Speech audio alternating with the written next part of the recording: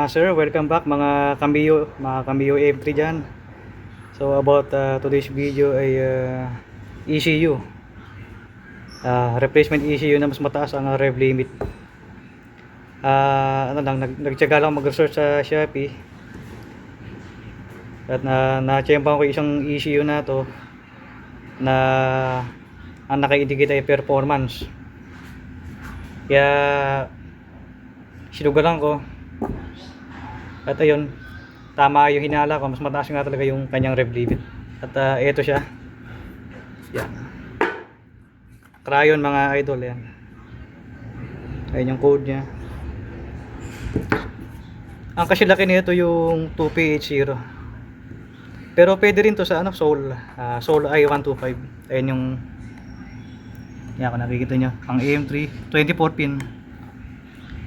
Meron din silang 33 pins saka pang MXI saka Soul i na 115. So ayan, kaya nung nakita ko nakalagay performance, naisip ko na ba kung mas mataas yung rev limit nito. Easy tuning, yeah, scam yan, easy tuning yan. Ito yung likuran kung nababasa nyo, yan. Unlock RPM, mahaba-haba, i-post nyo na lang.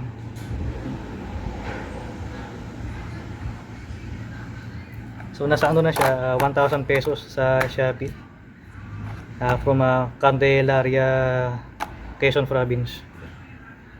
Mamaya po ite-testingin natin ito. Dalawang ganito nga pala nabili namin. Ngayon pala sasabihin ko na, swertehan natin kung mapupunta sa inyo yung madali ito, no? Kasi yung isang motor namin hindi pinalat, palihado kahit anong tono ng voltage saka yung injector. Tapos nung uli nag hard starting na siya, parang napundi na yung ECU, kaya ni-return na lang namin. Itong isa naman okay naman manakbo, ayun lang na mababa mag-minor. Minsan namamatay yung makina kahit na babaan kay TPS. Pag binabaan na may TPS ay mag hard starting naman. Sa 1,000 lang pwede na, kasi medyo mahal din yung remap sa kay racing ECU. Pero syempre pag remap mas pulido yun, talagang lalabas yung potential ng motor nyo. Ito, swerte yan lang pag kung madali ituno sa motor nyo. Ayun lang, di ko pa na-test kung na-detect siya ng diagnostic tool. Siguro kung may mahihiram na akong tropa, masubukan. Ayan siya. Tingnan natin ulit yung packaging. Yan, code. Maya maya at papaanda rin natin yan. Crayon baka naman yan. At ito, nakasalpak na mga boss idol. So testing natin, open sesame. Warm up muna ng konti bago magbobomba.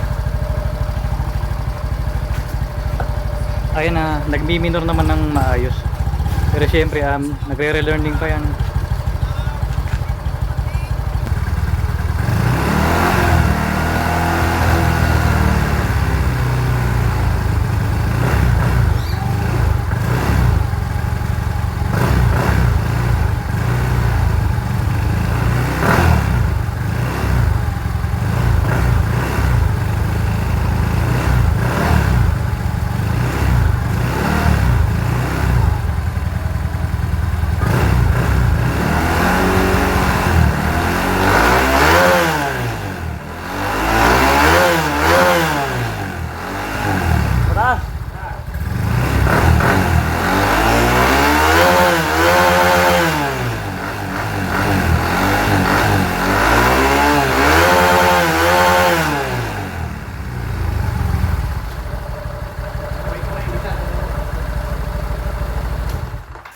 Stock ECU testing.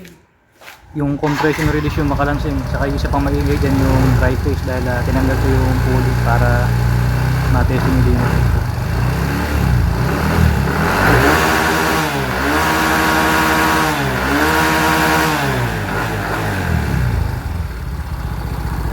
Ito yung inaabot ng stock ECU.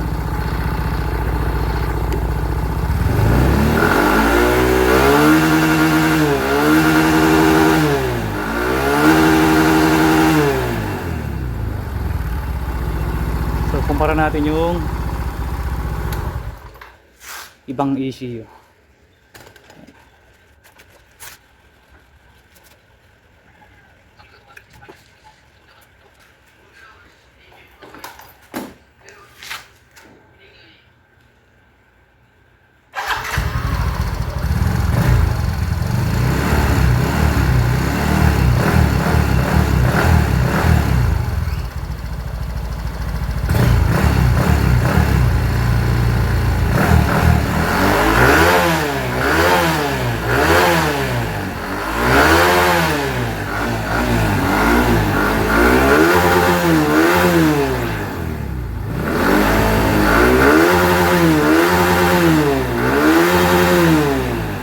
Kalahati lang reading ng RPM ng digital gauge, kaya palagay ko umaabot ng 11,000 RPM. Road test naman mga idol, break in nga pala yung motor. Bago salpak lang yung Black 59, nakaka 300 km pala, kaya pitik-pitik lang muna.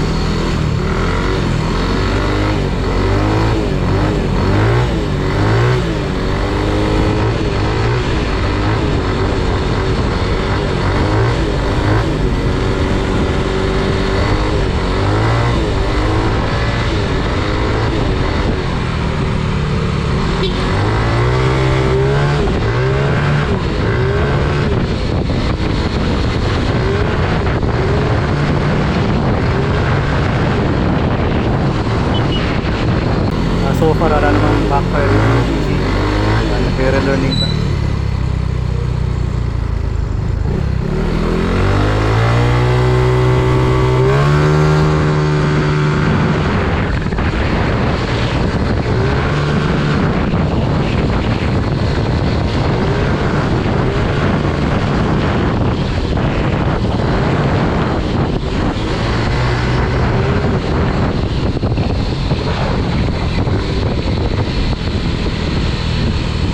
Yan, patag na may minor niya at hindi pa natutunuhan yung pang gilid. Siguro pwede ko lagyan ng yung mga pulley na high RPM, mga HIRC, kasi yung pulley ko na gamit AEK na budget made, meron siyang drop sa dulo, kaya hindi ko may lalabas yung talagang potential ng makina.